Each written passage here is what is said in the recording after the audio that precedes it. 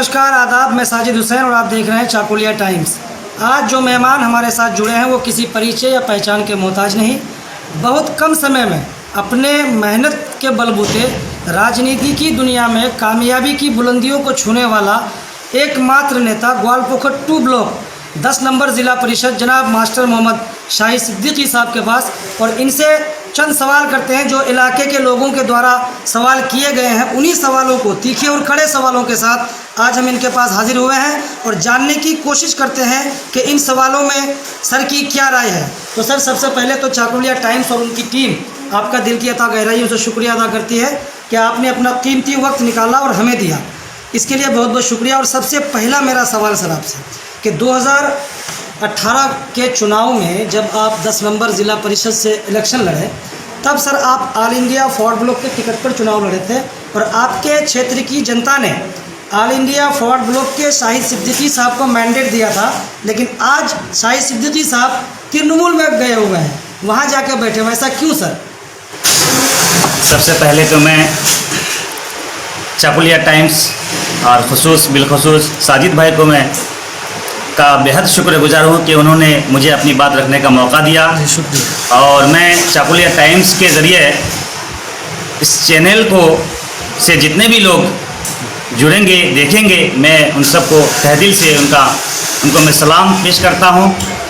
अस्सलाम वालेकुम, आदाब व नमस्कार। मैं एक शेर के साथ अपनी बात का आगाज़ करना चाहूँगा जी। कि शाख से जो गिर जाएं हम वो पत्ते नहीं, शाख से जो गिर जाएं हम वो पत्ते नहीं, आंधियों से कह दो कि अपनी औकात में रहें।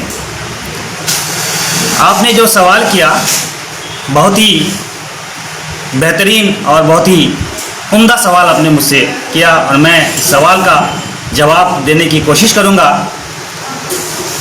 आपका सवाल था कि फॉरवर्ड ब्लॉक से जीत करके आप टीएमसी में आए हैं, टीएमसी आपने ज्वाइन क्यों किया? जी, बहुत ही अहम सवाल है और मैं भी चाहता हूं कि बहुत ही खुलासा के साथ इसका जवाब होना चाहिए।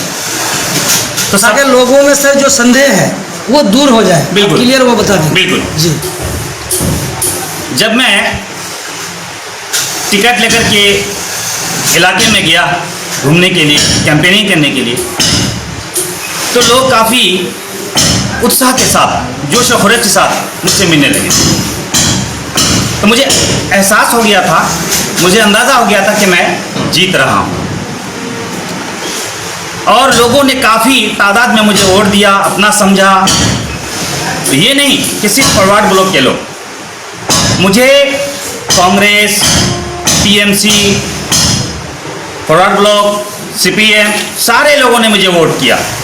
मैं उन लोगों का तहे दिल से उन लोगों का शुक्रगुजार हूँ कि आज उन लोगों के दम पर ही मैं आज इस मकाम पर हूँ। लेकिन मुझे जो लोगों ने अपना कीमती वोट देकर मुझे भेजा है अपना रहनुमा बना करके, तो इसका तो कुछ फ़ायदा होना चाहिए। जी। तो मैंने समझा कि अगर मैं फॉरवर्ड ब्लॉक में रहता हूँ, लोग मुझे वोट दिया है डेवलपमेंट करने के लिए, डेवलपमेंट का काम करने के लिए, लेकिन जब मैं जिला परिषद जाता हूँ तो मुझे कोई काम नहीं मिल पा रहा है, इलाके में काम करने का मौका नहीं मिल पा रहा है। 2 साल तक मेरा ऐसा ही चला। मैंने हमारे अली इमरान रम्स भाई से भी कहा कि मुझे कुछ काम नहीं मिल पा रहा है, इलाके में क्या जवाब दूंगा लोगों को? लोगों ने मुझे वोट किया है मेरा चेहरा दिखने के लिए नहीं, कि मुझे वोट दे देगा और दुल्हा की तरह मुझे बैठा देगा। मैंने ये गवारा नहीं समझा। मैंने 12 उनसे कहा, लेकिन कोई जवाब मुझे नहीं मिला। तो जब नहीं मिला, फिर मैं इलाका का दौरा किया, जिला परिषद एरिया मैंने दौरा किया, तमाम लोगों से मैंने रात दिन जा कर के मिला, मैंने मशवरा लिया कि क्या किया जाए। लोगों ने कहा कि आपको हम लोगों ने काम के लिए वोट दिया है, आप ऐसा ना करें जो लोग ऐसा कर रहे हैं। मैं नाम लेना चाहूँगा। तो मैंने समझा कि बेहतर इसी में है, भलाई इसी में है कि मुझे कुछ काम करना होगा। फिर मैंने सोचा, मेरे चाहने वालों से मैंने मशवरा किया, फिर मैं खुद रात दिन मैंने सोचा कि क्या किया जाए। फिर मैंने सोचा, अपने दिल में फैसला किया कि मैं 5 साल के लिए जिला परिषद जीत करके आया हूँ, मुझे 5 साल के लिए लोगों ने जिताया है, उसके बाद फिर मैं पता नहीं कहाँ रहूँगा, किस जगह रहूँगा। इसलिए मैंने ये सोचा कि मुझे कुछ काम करना होगा। तो मैंने राब्ता कायम किया हमारे महामती मानुष सरकार के लोगों से। फिर मुझे काफ़ी रिस्पांस मिला, मुझसे कहा गया कि ठीक है, आप आइए, आपका वेलकम है, आप इलाके में काम कर सकते हैं। मैं गया, जाने के बाद मुझे फ़ायदा नज़र आया। वो फ़ायदा क्या मैं बता दूंगा, क्योंकि मैं बहुत ही खुले किस्म का आदमी हूँ। मैं नहीं चाहता कि कोई भी काम, कोई भी चीज़ पोशीदा रखी जाए, बल्कि बिल्कुल आया हो जाए, जाहिर हो जाए कि लोगों के सामने। और आपका जो ये चैनल है, मैं समझता हूँ आपको सारे लोग इसे पसंद कर रहे हैं, सारे लोग इसे देख रहे हैं, और इस चैनल के ज़रिए मेरी बात लोगों तक आ जाए, लोगों की समझ में आ जाए। जी सर, कुल मिला के अगर देखा जाए तो आप ऑल इंडिया फॉरवर्ड ब्लॉक में रह के विकास नहीं कर पाते, आप अपने वोटर्स को खुश नहीं कर पाते, इसलिए आपको टीएमसी में जाना पड़ा। क्योंकि आपको जो लोगों ने वोट दिया था 5 साल के लिए, उसमें लोगों के लिए कुछ काम भी होना ज़रूरी है, इसके लिए आप वहाँ गए। लेकिन अगर सर हम बात करें कि आप ही का एक क्षेत्र में कानकी जीपी का सर सानी सुइया एक टोला है नदी के उस पार, अभी पिछले दिनों में वहाँ गया था और वहाँ पे कटाव जारी था सर, महानंदा के किनारे बसा एकमात्र गांव है जी ग्वालपोखट्टू ब्लॉक का। वहाँ पे ना सर एक ब्रिज बना हुआ है, ब्रिज के ना तो इस पार रास्ता है ना उस पार रास्ता है, और एक रानीगंज जो नेशनल हाईवे से निकलता है सर रास्ता 31 से, और सीधे आपके निशिंद्रा चौक तक आता है, और उस रास्ते से आपका निज़ामपुर 1, निज़ामपुर 2, कानकी तक के लोग किशनगंज ले जाते हैं। उस रास्ते में भी अगर हम देखें सर तो आज चलने लायक नहीं है। फिर विकास कहाँ हुआ सर? 2.5 साल हो गए। मैं ये बताने ही वाला था कि आपका दूसरा सवाल आ गया। मैं बता रहा हूँ, बिल्कुल खुले लफ्ज़ों में बताता हूँ। बिल्कुल। मैं 11 सितंबर को ज्वाइन किया था, 11 सितंबर 2019 को। ज्वाइनिंग के बाद फ़ौरन मुझे काम मिला, और वो काम क्या, बल्दिया बसा हाई स्कूल जो गौरा में है, बल्दिया बसा हाई स्कूल में मैंने 2 ACR रूम मैंने करवाया है तैयार। उसके बाद फिर मुझे काम मिला, मैं सुइया में, आपका जो सुइया में एक रिपेयरिंग का काम हुआ, जो 10.5 लाख या 11 लाख का स्कीम था, मैंने वो करवाया। उसके बाद फिर मैं जिला गया, फिर वहाँ से काम लेकर के आया। जो अभी काम मेरा चल रहा है वो आपको देगांव से मजलिसपुर हाई स्कूल, जो मिशन हाई स्कूल है, वहाँ से 1 किलोमीटर वहाँ काम चल रहा है, आप जाके देख सकते हैं।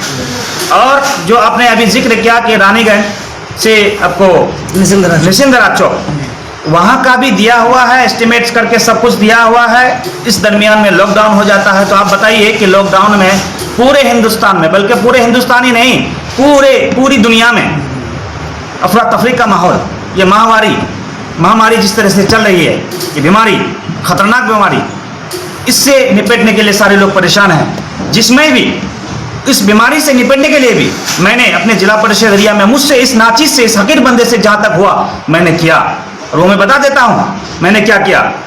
आपका रानीगंज कमरसाल, वहाँ मैंने जाके अपने चावल, दाल, आलू वगैरह जहाँ तक हो सका मुझसे मैंने वहाँ तकसीम करवाया है। शाहपुर 1 खमार पोखर गाँव मैंने वहाँ करवाया है 100 पैकेट से ज़्यादा, फिर नहीं हुआ, दोबारा फिर मैंने जाके वहाँ करवाया। इसी तरह से 2, 4, 5 गाँव में मैंने किया है। लेकिन ऐसा मैंने किया, मेरी एक छोटी सी कोशिश थी। इसी तरह से मेरे सारे दोस्तों अहबाब जितने सारे लोग हैं, सारे लोगों ने किया है।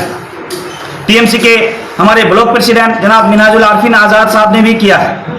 आपने देखा होगा कि पूरा एक खोल के रखे थे, सारे लोगों की उन्होंने मदद भी किया।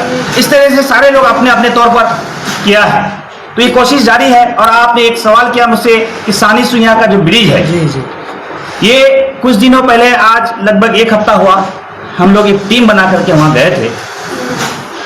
जो कटाव हो रहा है वहाँ देखने के लिए कि उससे बचने के लिए क्या हम लोगों को इक़दाम उठाने चाहिए।